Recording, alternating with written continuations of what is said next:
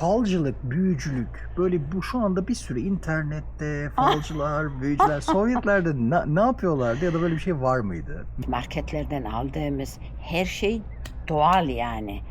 Ve kuruş kuruş. Bir kuruş, 2 kuruş.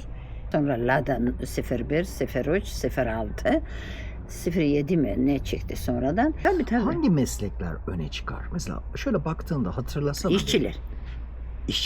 İşçiler. Herkes okulda kendi dilinden okuyordu. Yani Sovyet Birliği'nde kimse dil kaybetmedi.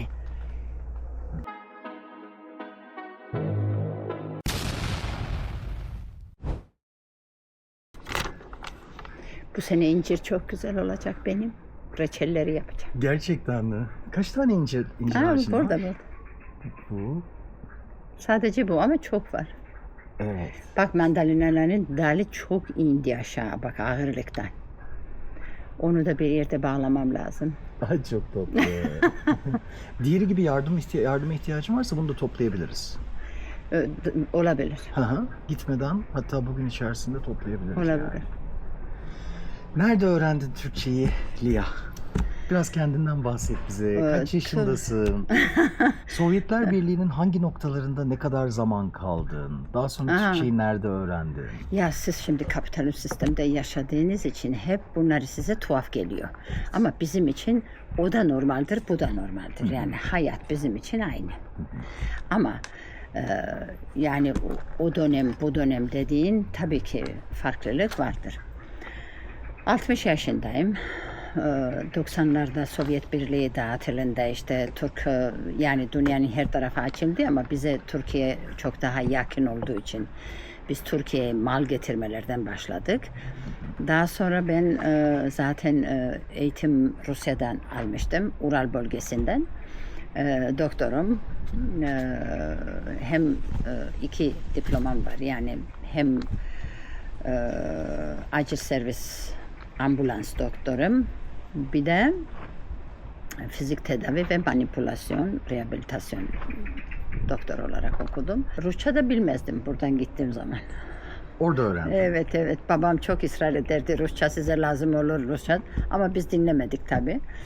Daha çok bu edebiyat işte geografi mi? Coğrafya, tarihi çok okurduk biz. Ama yani dinlemedik tabii. Rusya'ya gittik böyle çıplak ellerle. Hiç Rusça yok. Hayatın boyunca tahminen kaç kitap okumuşsundur? Tahmin. Çok fazla. Çok fazla. Bini yani geçmiş midir? Dünya klasikleri hepsini okudum. Hala okuyorum.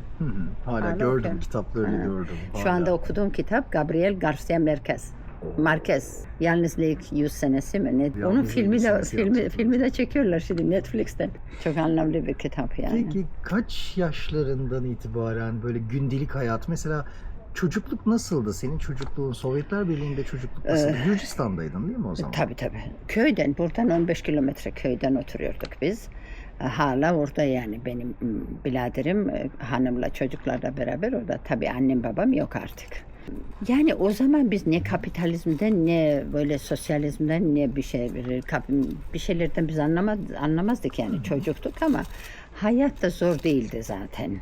Yani bir şikayeti kimsede yoktu. Herkes çalışıyordu. Her şey devletin idi. Çok da akıllı değildim o zaman çocuk idim yani dediğim gibi.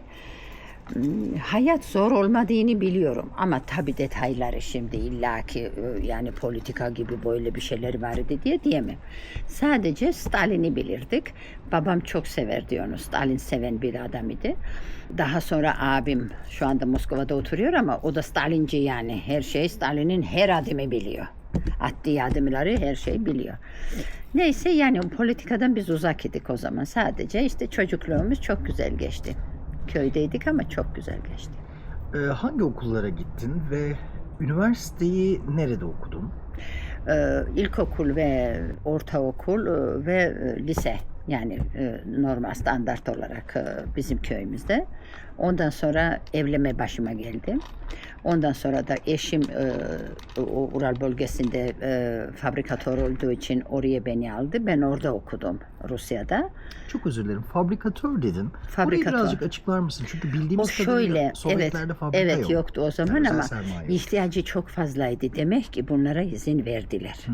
İhtiyacı yani Rusya'da spor ayakkabı yoktu. Bunları spor ayakkabı yaptılar ilk önce. O zamandaki halk ilişkileri de çok farklıydı tabii. Rusları biz saygı duyuyorduk, onları bize saygı duyuyordu. Biriydik yani. Bu büyüktür, bu küçüktür, bu işçidir, bu şey öyle bir şey yoktu onlarda. Yani fabrika sahibi olarak daha da zenginleşmesi öyle Yok. değil mi? Yok. Sovyetlerde o olmuyordu. Bizde ister aç istemez. gözlük yoktu. Bir de sanırım Gürcistan, Stalin'in babasından da biliyorum. Yani Stalin'in babası ayakkabıcıydı. Gürcistan ayakkabı konusunda değil mi? Özellikle Gori'de mi? Mesela, Gori'de, değil mi? evet. İlk Sovyetler, Moskova'ya ilk gittiğin anı hatırlıyor musun? Kaç yaşındaydın? İlk gittiğimde 18 yaşındaydım. 18 yaşındaydın. 18 yaşından beri gidip geliyordum. İşte Ne 80. hissettin ilk gördüğünde Moskova'yı? Aslında hiçbir şey hissetmedim çünkü hepimiz eşit şekilde oturuyorduk. Herkesin her şey vardı. Yani böyle bir Çok büyük fark yok. çok büyük bir şey değil. Yok. Yani Tiflis'le Moskova arasında devasal bir fark Hiç yok. fark. Hep şunu söylerler. O konuda ne diyeceksin? Moskova diğer yerleri sömürüyordu ve bütün her şeyi kendine alıyordu. Sömürmek demeyelim. O zamandaki kanun yani yasal buydu. Moskova 16 Cumhuriyet'in başkenti olduğu için tabii ki bizden farklıydı. Ama her başkenti mesela her 15-16 Cumhuriyet'inin başkentleri de aynı şekildeydi. Yani Tiflis de gayet güzeldi Tabii ve ki, gayet... tabii ki ama diğerleri de yani hiç Sovyet Birliği'nde kimse kendi ne başkentini, ne dini, ne dili, ne okulu hiçbir şey değiştirmediler. Yani esas oluyordun ve beraber oturuyorduk.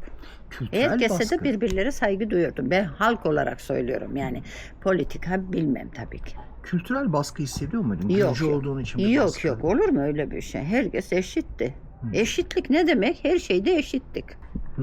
Yani ben 2 tane yesem sen aç kalırsın. O yoktu. Sen de yiyeceksin, ben de yiyeceğim. Yani o çok basitti yani.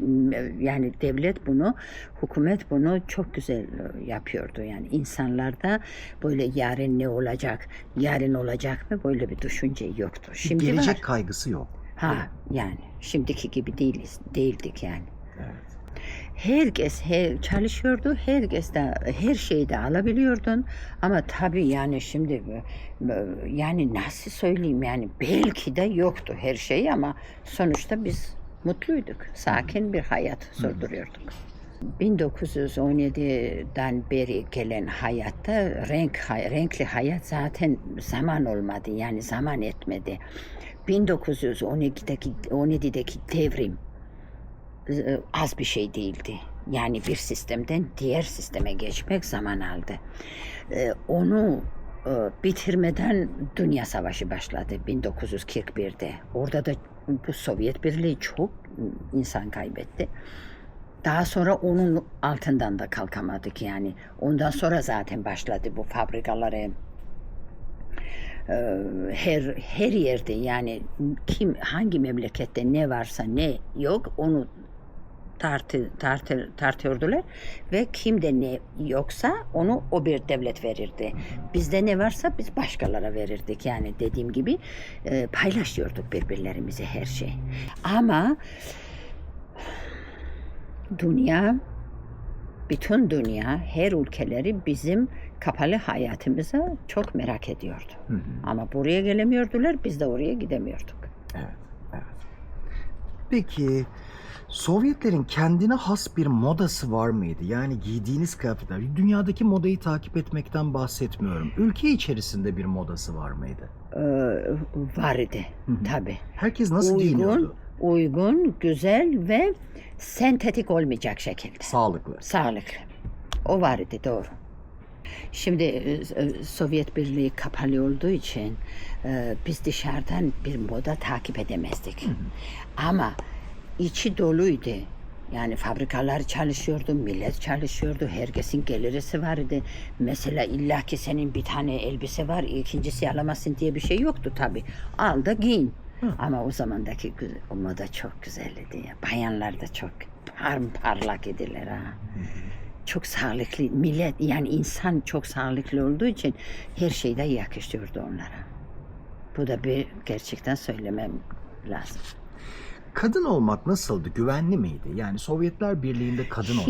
Hiç öyle bir kaygısı, yani gece çıkma dışarıya bir şey olacak, bir küpe, bir altın alacaklar diye gibi kaygı yoktu. Ama çoğulu çalıştığımız için akşamları evde oturuyorduk.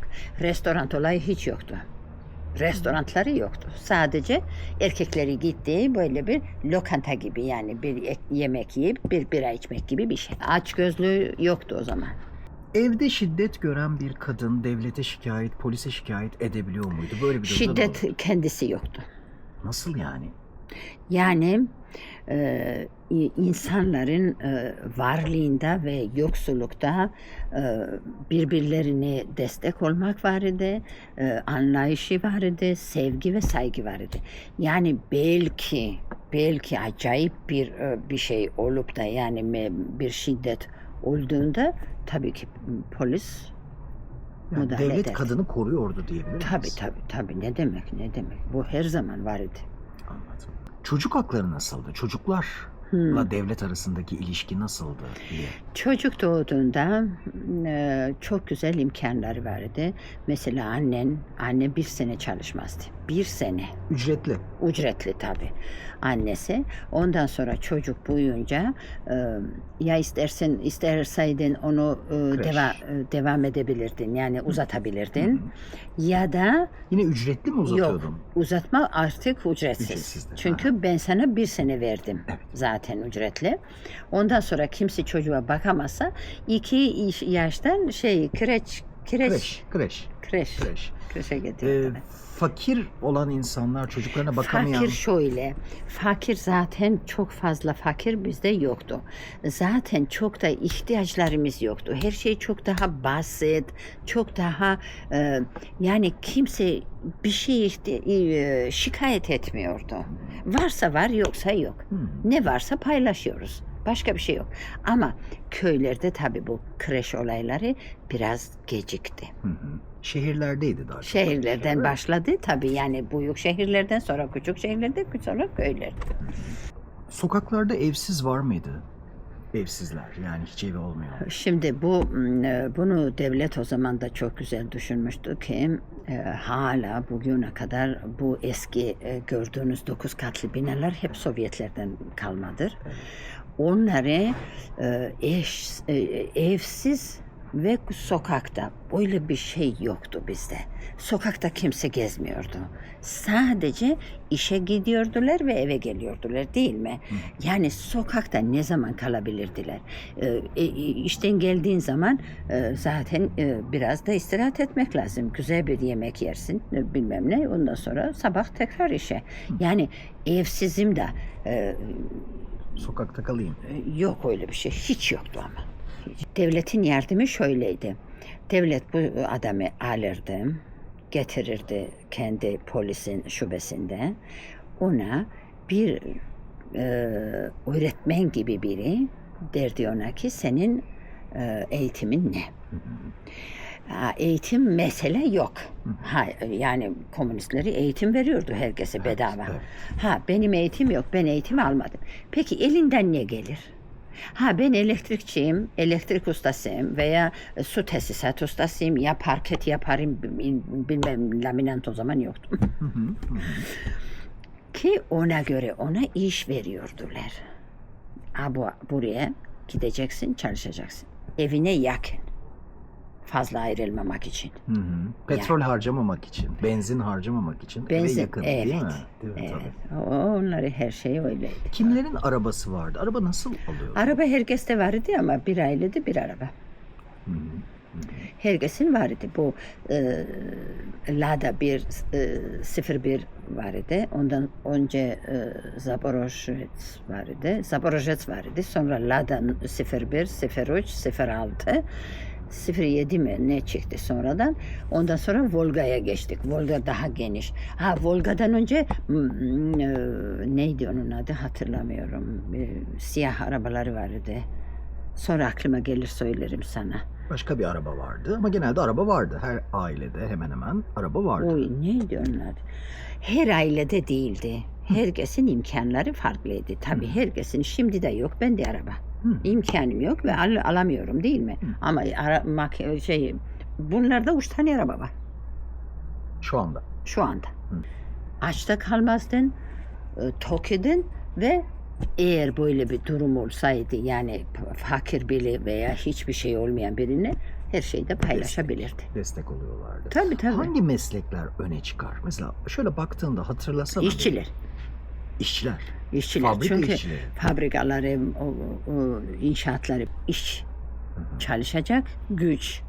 Güç lazımdı yani. Ki üretim fazlaydı ki dünyanın iki Yani, büyük devletinden biri tabii. oldu anladığım kadarıyla. Yani ilk önce iş. Üretimi nasıl yapıyorlardı? Bölgenin mesela burada Gürcistan'da ne üretimi önemliydi? Devlet nasıl planlıyor? Burada aslında ziraat ve hayvancılık. Burada başka bir şey yoktu. Yani başka bir şey dediğim Çay.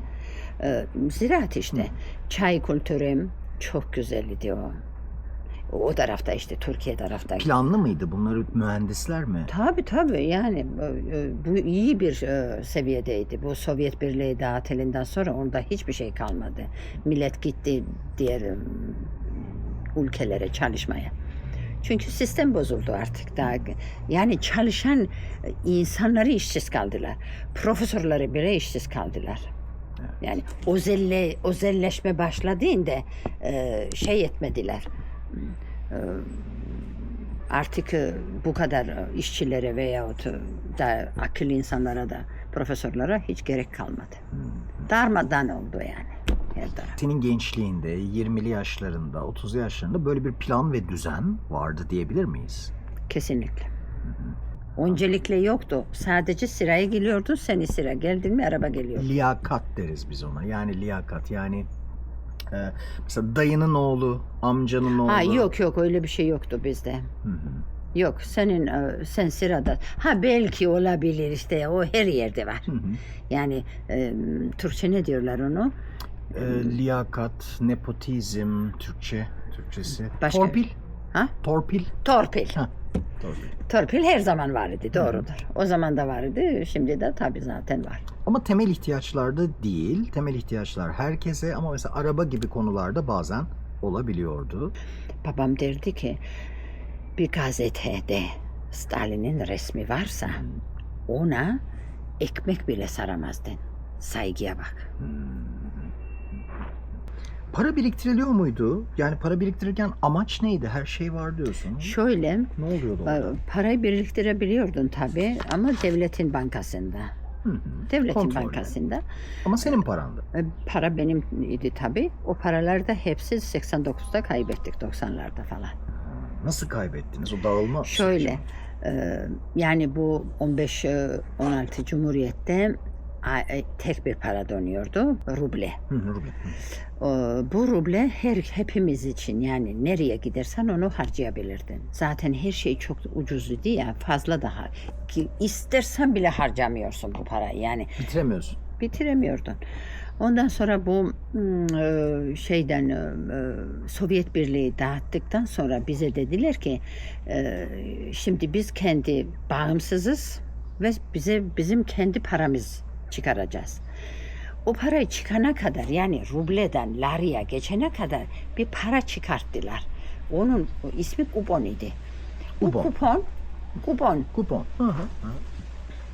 Kupon bunun gibi bir şey. Burada yazıyor 1 milyon. 1 milyon kupon. Bir tane ekmek alıyordu. Ama lari çıktığında bize dediler ki yani bütün Gürcistan'a dediler ki sizin paranız varsa ne kadar paranız varsa bize getirin şu devlet bankalarda yatırım yapın.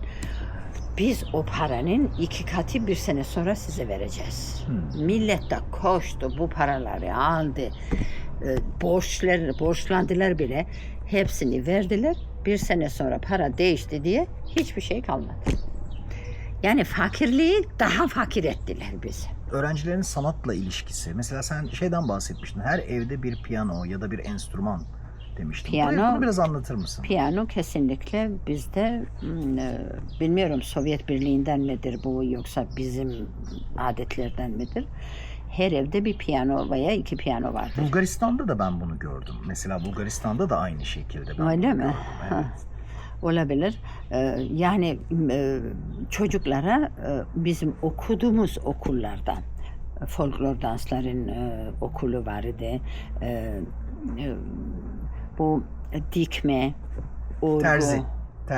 terzi, orgu öyle bir şeylerin Zanaat okulları. Evet. Zanaat. Hı hı. Piyano okulu, gitar okulu her okulda vardı. Her okulda. Yani köy müydü, şehir miydi fark etmez. Türkiye'de de köy enstitüleri oranın etkisiyle yani Sovyet'in etkisiyle köy enstitüleri kuruldu ve köy enstitüleri projesi maalesef çok zayıf kaldı. Yani hemen onu alaşağı ettiler. Normalde tıpkı köy enstitüleri olayını anlatıyorsun. Yani köylerde de bu tip bir eğitim başlamıştı ama kestiler.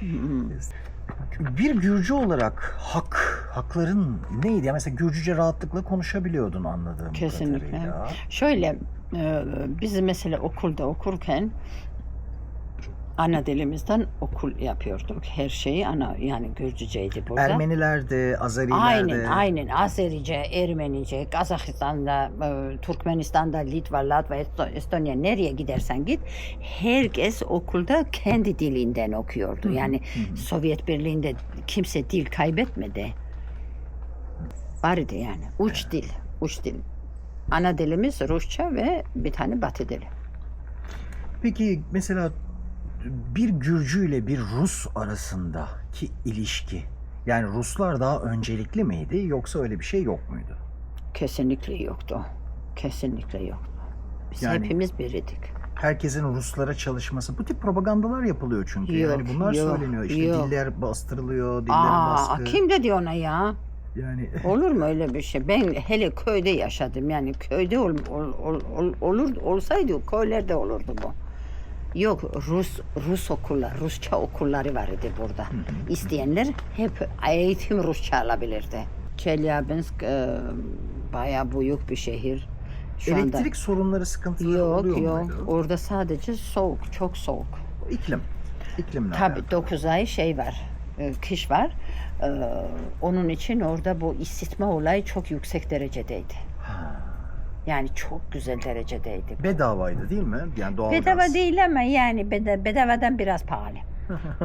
Derler ya. Evet. Öyle. Peki spor yapıyor muydunuz? Tabii o mecbur idi. Mecburluk var idi. Sabah spor yapmadan giremezdin okuldaki derslere. Çok enteresan. Şimdi böyle değil mi? Okulda önce yani antrenman var ya böyle ısıtma hareketleri. Aha. Onları yaptırıyordular. Ondan sonra derslere giriyorduk. Ya. Sağlık için çok uğraşıyordu. Dediğim gibi bak bu evi ben aldığımda bu en yüksek bu alt katı ben gördüğümde şaşırdım.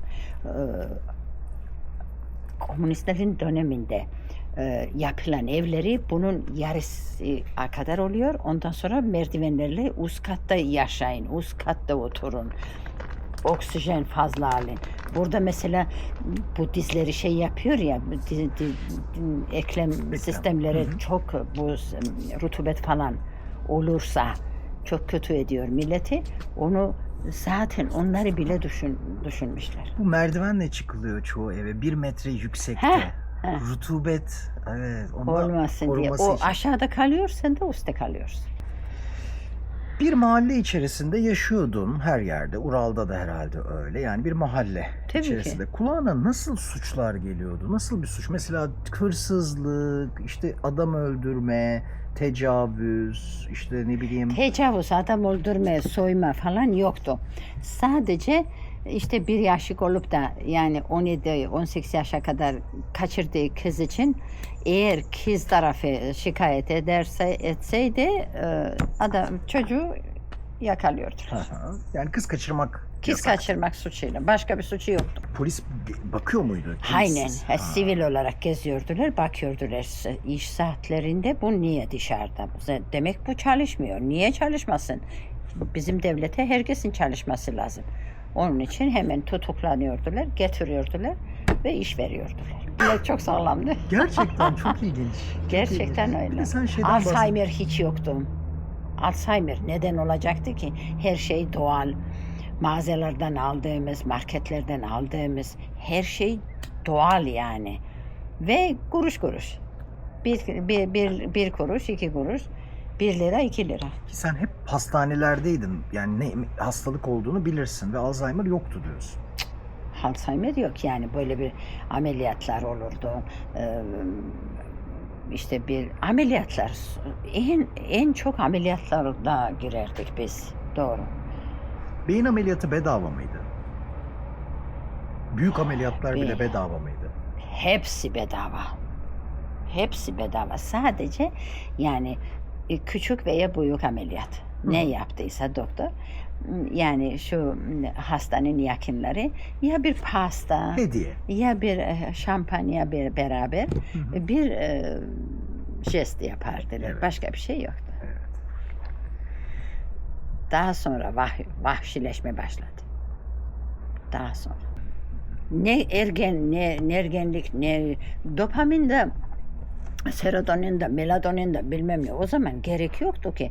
Her şey o kadar standart idi ki bunların böyle bir yükseltmesi veya eksikliği kimse duymuyordu. Kapitalizm arzular üzerinden işliyor ve insanların arzuları, isteklerinin sürekli bitmemesi, Artıyor. sonsuz olması istiyor ve bu da psikolojilerini etkiliyor zannederim. Kesinlikle, kesinlikle.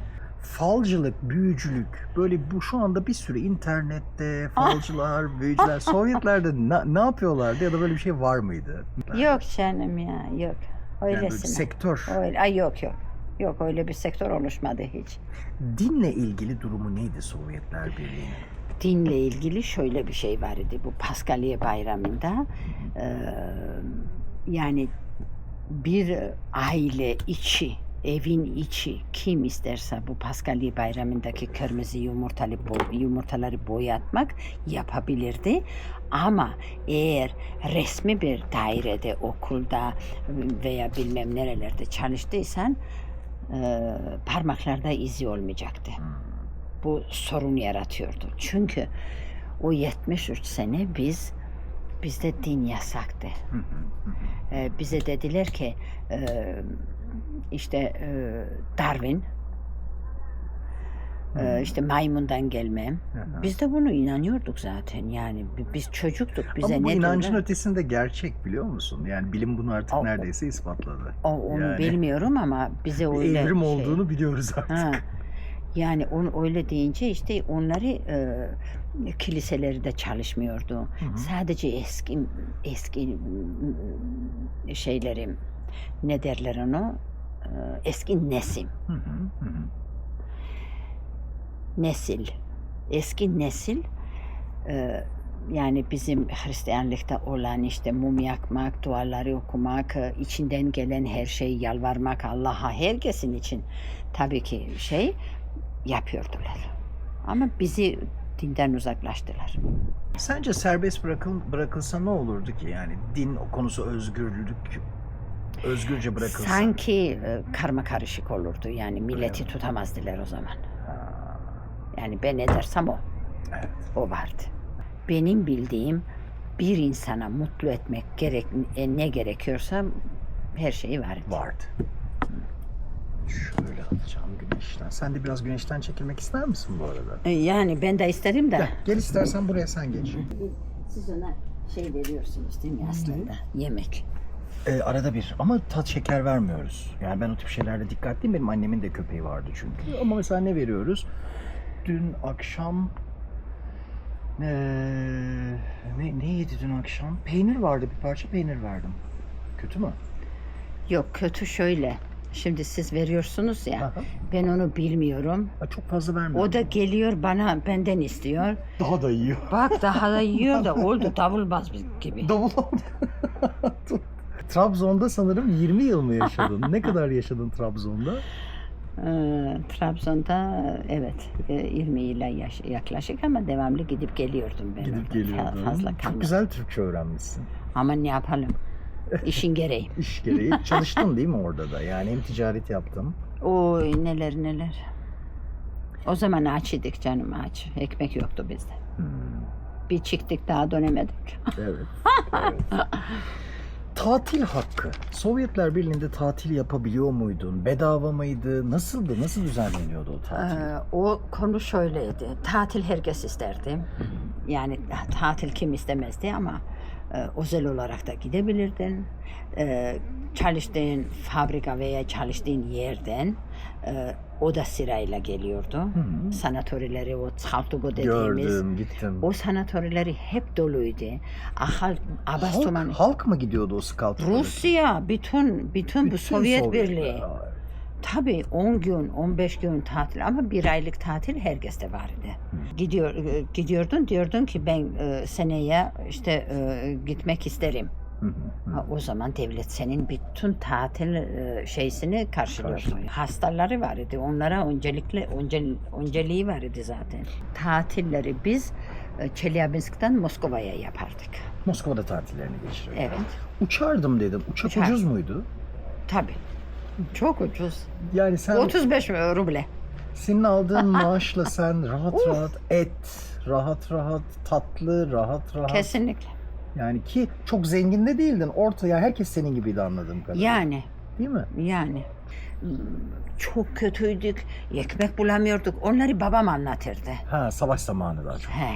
Ama bizim zamanı biz çok daha bu taraftayız yani. Evet. Peki hastanelerde yemek kokusundan bahsetmiştin. Özellikle Oy, çalıştığın sorma. yerlerde çok güzel bedavaya yemekler hastalara. Ben zaten kendim çok emekçiyim yani. Ben yemek severim, güzel yemekleri severim, yaparım da. O zaman öğrenciydim ben. O dediğim Çelyabinsk'te. Sabah 9'dan uça kadar 2 hastaneye giderdik 3'er saat. Bir araydı. Ondan sonra da üniversitedeki derslere giderdik. Sabah oraya giderken yetişemiyorduk yani kahvaltıyı yapmayı. Ve aç idik.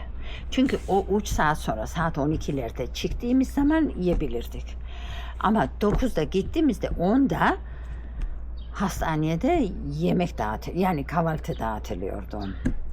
O kokuları böyle aşçı geçirdi mi bu yemekleri onlardan böyle Kaliteli yemek Oy, ve bedava mı? o, tabii ki. Ya sizin için de hepsi para ha. Evet. O yemeklerin tadı ve koku hayatta unutmam.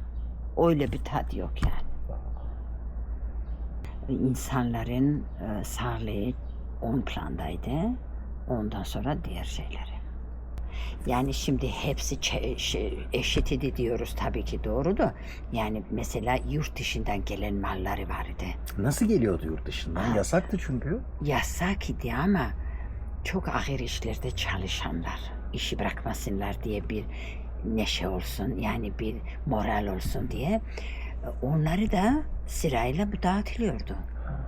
Oradan da o depolarda çalışanlardan birileri de bu taraftan kaçırıyordu.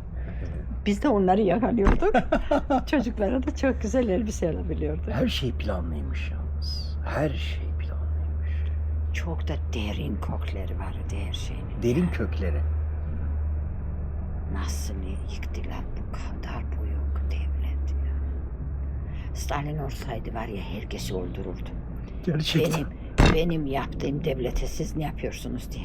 Ben bunu çok düşündüm ha. O zaman böyle bir şey olmazdı. Bunu istersen komünistlerin döneminde Brejnev olsun, Stalin'den bu yana kim olursa olsun kimse savaş çıkarmazdı. Çünkü zaten biriydi.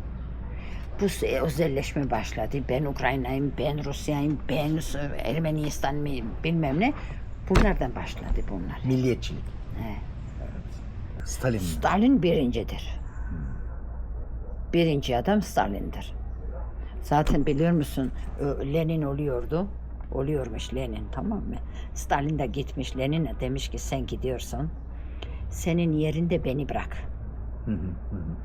Lenin demiş ki ya seni ben bırakırım ama millet senin ardına gelmez. Stalin demiş ki sen beni bırak da Benim ardıma gelmeyenler senin ardına gelir.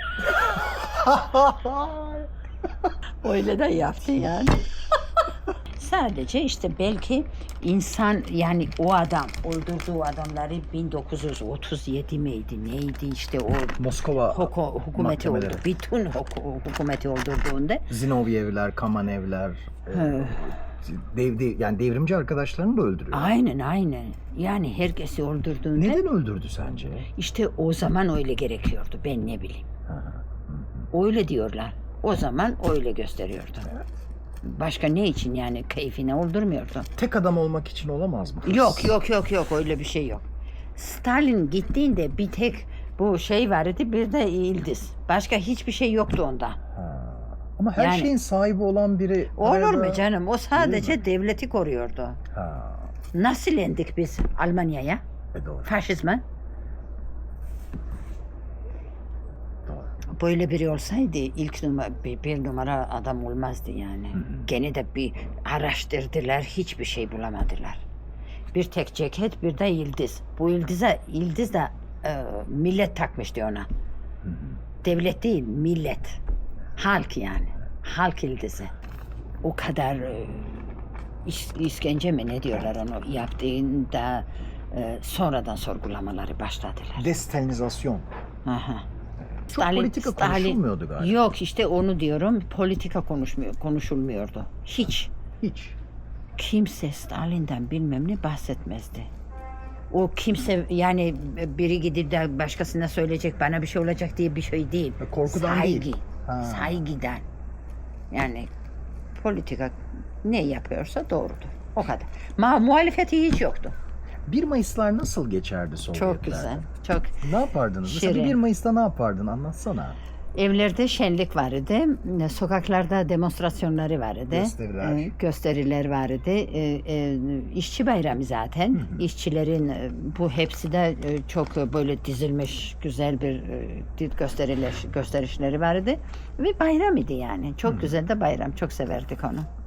Bu bayram nasıl geçiyordu? Yani zorla devlet tarafından verilen bir Olur bayram. mu ya bu zorluk çıkart zaten. Sen hep zorluk ve şiddet peşindesin. Biz hep zorla ve şiddete alıştık. Biz hep zora ve şiddete alıştık. Gerçekten ama öyle bir zorla ya da şiddetle 1 Mayıs'a ya da resmi tatile ya da resmi bayrama Millet de seviniyordu. Dediğim gibi yani restoranlar, canlı müzik mi, alkol bilmem ne o zaman yoktu ama devletin yaptığı bayramları biz de seviyorduk. Yani herkes de severdi bunu. Gelen giden zaten kapıda kapatmıyorduk biz. Kapı kapatmaya bilmem neye hiç gerek yoktu ki. hırsızlık o kadar yok. Çok enteresan. Anne babam mesela gerçekten bak çok ilginç bir şey ha. Biz hiçbir zaman sadece biz oturmamıştık. Gelin yiyoruz. Gelin. Burada bir sofra vardı bizim köyde. Keşke seni oraya getirebilseydim. Böyle bir sofra yapardılar. Dizerdik yani. Ve hepimiz beraber. Ama mesela mesela annem bugün hiçbir şey yapmamış. Mesela. Ben giderdim orada, burada buzdolabı açardım, istediğimi yerdim. Kimse de sana demez ki sen niye geldin? Çok yakınlık. Kapı kapatmak ayıp idi. Sen kimden kapı kapatıyorsun? Çok ilginç. Yani kapılar da açık idi, gönlümüz açık idi. Ne bileyim ben kötü diyorlar ama insana mutlu olmak için ne gerekiyorsa her şey bizde vardı. Ama derin sorunları ben bilmem gerçekten yani. Sen gündelik hayattan bahsediyorsun. Yani. Gündelik hayatı konuşuyorsun. Aynen. Moskova'da da o yardımlaşma var mıydı? Yoksa orası büyük bir şehir ya biraz daha farklı mıydı? Her bizim 16 Cumhuriyeti'nde inşaatları olduğu gibi Moskova'da aynıydı. Yani yaşamlarda hiçbir farkı yoktu. Sadece tabii ki Karadeniz'de başka yaşam var, Anadolu'da başka var, bilmem ne öyle bir şey yani. Kültür. Denizciler Fransız parfümü getiriyor. O hikayeyi anlatır mısın?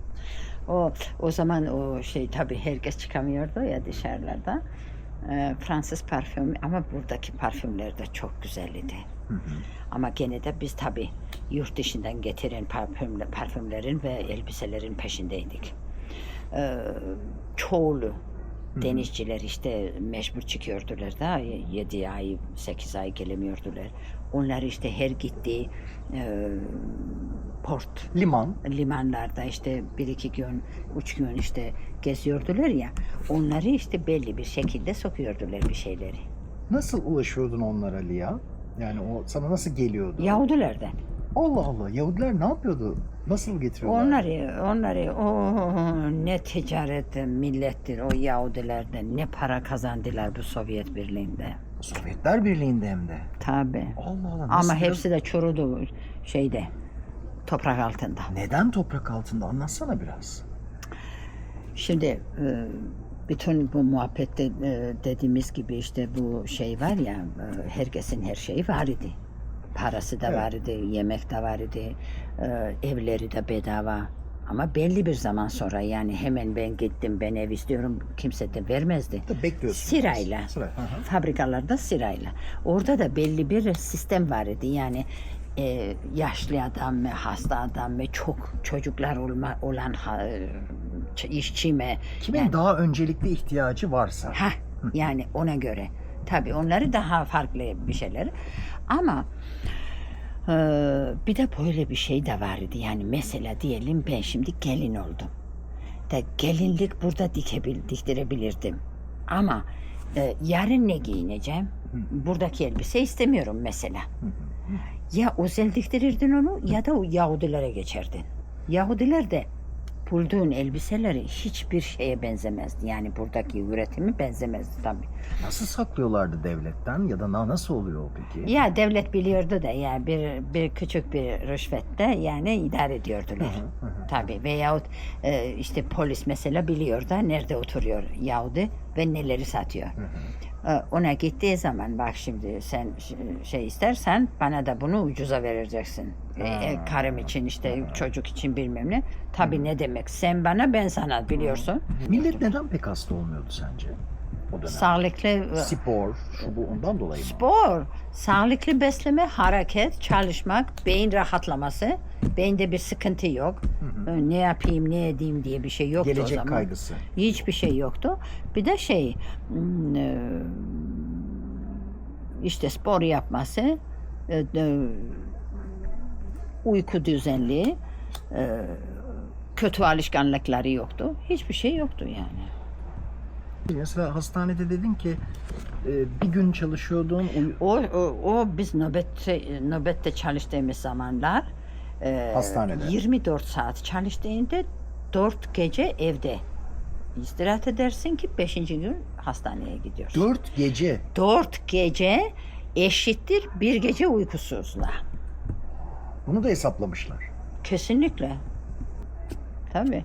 Ama ben gerçekten çok şaşırıyorum. Şimdi bizde de bu düzeni bozuldu. 1 gece çalışıyorlar burada. Kim olursa olsun. Zaten doktorlar şöyle, ne zaman telefon gelirse acil bir ameliyat veya bilmem ne gerekiyor. Reanimatoloji bildiğim, yani uyku veriyor, yani ne diyorlar Türkçe onu? Bizde reanimatoloji. Hastanelerde ameliyatta veriyorlar ya, narkoz. Narkoz. Onların için hiç fark etmez. Gece yarısı da kaldırabilirdiler de acil ameliyat olduğunda. Ama hemşireleri var, bilmem neleri var. Onları her 2. gece çalışıyorlar şimdi. Ama o bizim zamanımızda böyle yoktu tabii ki. Bizde çok daha güzeldi. Annelere masaj öğretiyorlar demiştin. Ondan biraz bahseder misin? Şimdi sağlık önemliydi dediğim gibi. Ve onu sağlık düşünmek, çocuk doğumda başlıyordu. Çocuk doğdu ve çocuk doktoru gider annene 1-2 gün sonra. Zaten şimdi hemen çıkıyorlar anneleri, hastaneye de durdurmuyorlar onları. Bizde 1 hafta 10 gün hastanede yatıyordun, doğum hastanesinde. Gider 2-3 gün sonra annesi kendine geldiğinde çocuğu getirir ve çocuk doktoru annesine masaj yapmak öğretir annene. Bunu böyle yapacaksın, bunu böyle. Yani en önemli düz tabanlık vardı. var zaten. Bir de omuruluk sağlayanı. Bunu öğretiyordular annelere ve anneleri bunları da yapıyordular kendi çocuğun sağlık için. Bütün herkese. Bütün herkese tabii. Ama şimdi öyle bir şey var mı bilmiyorum. Bence yok. Yani bizde de yok yani. Sizde hiç yoktu zaten. O zaman da yoktu. 18 tane çocuk var kadının. Hangisinde masaj yapacak? Mesela biz o Çelyabinsk'te, Ural bölgesinde eğitim aldığımızda derslerden bir tanesi Marx, Engels, Leninizm var idi. Zaten bu. Onları çok şimdi de merak ediyorum. O kitapları yeniden okumam lazım ben. Yani ondan sonra çok zaman geçti. 20 yaşındaydım o zaman. Şimdi 40 sene sonra bir şeyleri okudum. Felsefe, Marksist felsefe öğreniyordunuz. Bir bakayım onlara ben. Yani bu kafadan bakayım neredeydik biz? Dediğim gibi yalan kelime ben Türkiye'de duydum ilk defa. O zaman 28 yaşındaydım. Yalan kelimesini ilk defa... Kelime yoktu bizde kelime yalan. Yalan duydum ben Türkiye'de. Kelime yoktu bizde. Düşün yani. Yalan kelimesi yoktu. Çok enteresan. Çok enteresan gerçekten. Şimdiki bakışımda ben de düşünüyorum yani bu nasıl bir şeydi? Ama bunu hatırlıyorum ben. Yalan kelime Şundan yok. dolayı olabilir mi sence? Yalan söylemek için eşitsizlik gerekir. Yani senden üstün birine yalan. Yani Orada her şey eşitse, birine ne için yalan yalana söyler? gerek kalmaz. Yani ne için söyler? Yani kandırmak için söyler değil mi? Patronu Sonuçta. kandırırsın. Mesela midem bulanıyor. Midem bulanmıyordur ama geç kalmışsındır. Ha. İshalim dersin. Midem bulan dersin. Ama öyle bir şey yoktu. Ne bileyim yani yalan kelime burada ben hiç duymadım. Her şey belli bir düzen içerisinde ve planlıysa ve eşitlik daha temelse yalana da gerek kalmıyor. Ve Türkiye'de geldiğimde yani gerçekten çok şaşırmıştım. Çocukları 5, 6, 7 yaşında çocukları gördüm nasıl Çalışıyorlar. Ayakkabı siliyordular erkeklere. Çocuk işçiliği. Onu ben ağladım. Sovyetler Birliği'nde çocuk işçiliği Yok canım olur mu? Çocuk okuyacak. Okuyacak. Herkes okuyacak, çalışacak. Ne diyorsun sen? Ben onu aynı dünkü gibi hatırlıyorum. Ağladım. Terminalde geziyordular böyle şeyle beraber. O tahta şeyle beraber de erkeklere ayakkabı siliyordular. Ben buna çok acayip şaşırdım. genel olarak böyle bir baktığında eski sistem yani eski yaşadığın dönemin Özlüyorum.